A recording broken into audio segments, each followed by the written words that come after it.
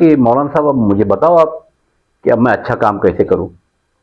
अब मौलाना साहब परेशान कि एक तो ये सरफिरा इंसान है, कुछ तो बताना ही पड़ेगा। तो उन्होंने बताया कि पहले एक काम करो, तुम अपने घर जाओ, जिसके लिए तुमने लूट मार की है, हत्याएं की है, डाके डाले हैं, उनसे बात करो कि अब तक जो कुछ मैंने किया है ये तुम्हारे लिए किया है।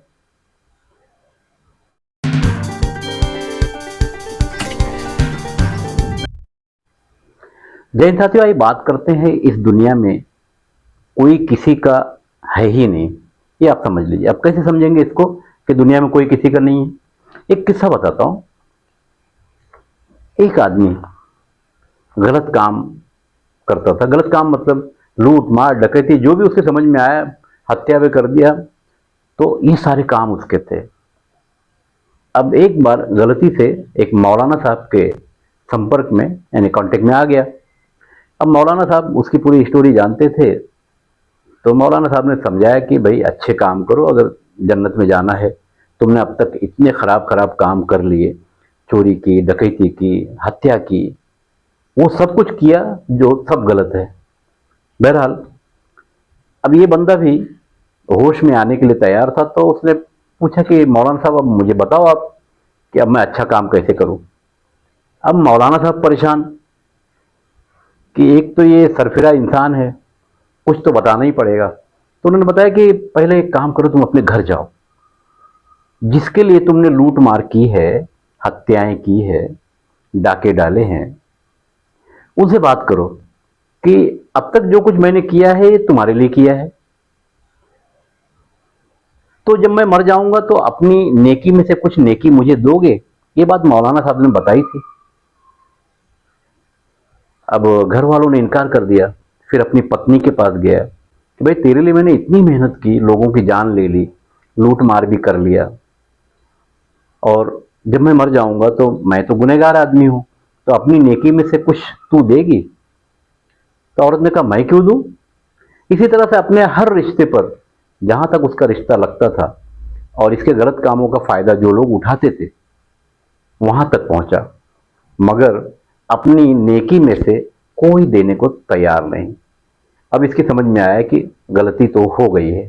फिर भागा भागा मौलाना साहब के पास वापस आया और मौलाना साहब के पास बैठ गया कि मौलाना साहब अब कुछ रास्ता बताओ। क्योंकि घर के लोगों ने, परिवार के लोगों ने, जिन लोगों के लिए लूटमार मैंने की, हत्याएं की, उन लोगों ने अपनी नेकी यानी अपने अच्छे कामों में से कुछ भी देने के लिए तैयार नहीं। अब मौलाना साहब को यह पता था कि ये 99 हत्याएं कर चुका है। अब वो भी परेशान थे कि इससे जान कैसे छुड़ाएं। बहरहाल मौलाना साहब ने अपनी जान छुड़ाने के लिए बताया कि देखो फला जगह एक पेड़ है, उस पेड़ के नीचे चले जा और सजदे में चले जा और ऊपर वाले से रो रो कर माफी मांग कि ऊपर वाले मुझसे जो गलतियां हुई है मुझे माफ कर दे, अब ऐसा गलत काम नहीं करूंगा।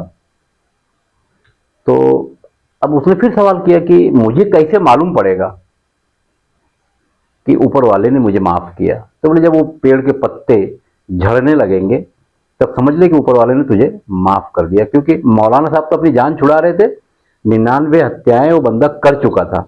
बहरहाल गया पेड़ के नीचे, सजदे में चला गया और ऊपर वाले से माफी तलाफी का मामला चल रहा है। इस बीच उसको ऐसा लगा कुछ खट खट की आवाज आ रही है। जब उसने सर उठाकर देखा तो बाजू में कब्रिस्तान थी और कुछ लोग कब्र खोद रहे थे।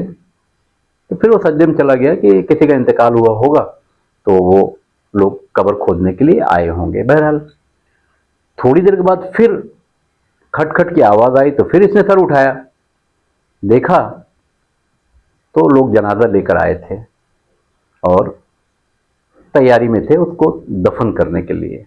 ये फिर सजदे में चला गया। थोड़ी देर के बाद फिर आवाज आई।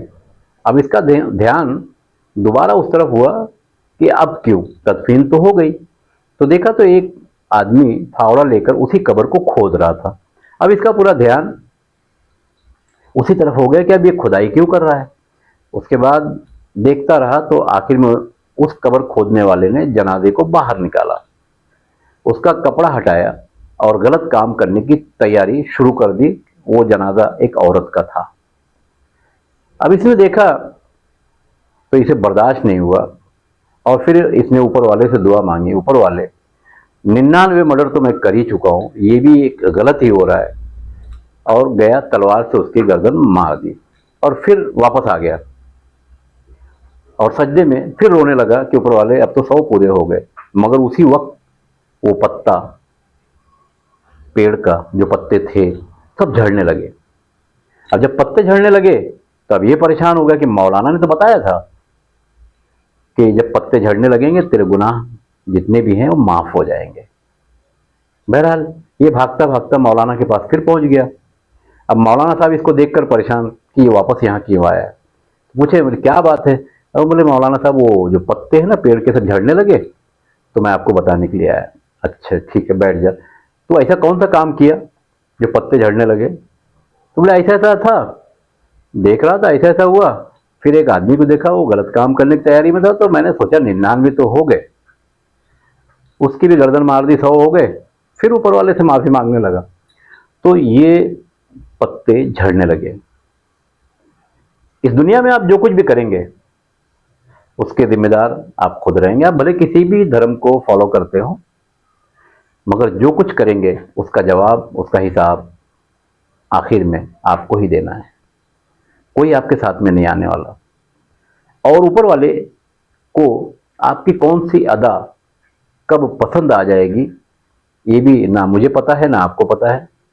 इसलिए अच्छा काम करने की कोशिश कीजिए और उससे माफ़ी भी मांगिए कि ऊपर वाले जो गलतियां हुई है वो माफ़ करना।